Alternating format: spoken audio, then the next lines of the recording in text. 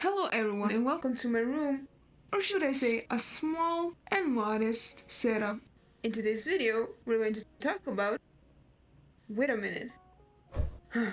Much better. Today's topic is, you've guessed it, lights. Disclaimer, all the lights in this video are under $100. First tip in using lights is to set up your white balance according to the key light's color temperature. Key light is the main light that's gonna light your subject, and you wanna have your white balance in the camera to be exactly the same kelvins as the key light that's lighting your subject directly. Second tip is, if you have some light acting funky, you can always put something like this black t-shirt on top of it to block some of the light that spills across your room.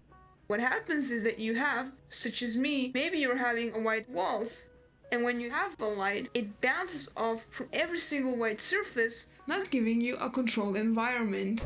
Tip number 3 is use aluminum foil. Not every single scene needs to have a direct light. Sometimes it's very practical and actually more visually appealing to use aluminum foil. Aluminum foil actually acts same as white surfaces. It bounces the light. So if I wanted to create a little bit more lighting over here, I just could have put aluminum foil over here, and then essentially all the light coming from this side would bounce off the aluminum foil onto my face.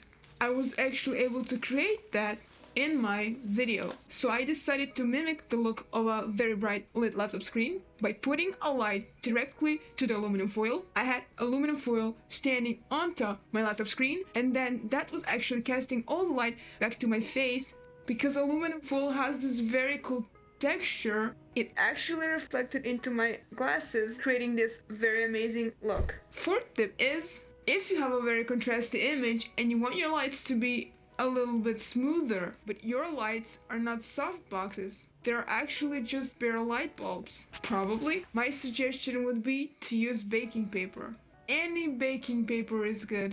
Just use clippers and clip it in front of the light, and then essentially you can use the baking paper as your diffusion. But I wouldn't recommend buying their baking paper if you have big light source, because it won't do much. So small light, big baking paper, big light, even bigger baking paper.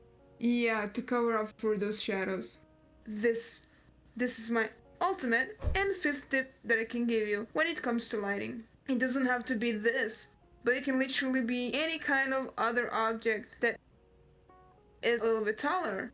What you do with this is that you place it on your table or anywhere, and then you play with lights. This is so great. I bought it at IKEA for a couple of bucks, so it was very cheap. And then I can practice the way light is going to hit my subject, and you wouldn't have any misunderstandings. Take breaks and don't shoot everything in a single day if you don't have to. Take 2-3 days to shoot something. Use different lighting setups. Try something more. Experiment with something like this. Don't forget to control your light, so turn off any additional light that isn't a part of your lighting setup.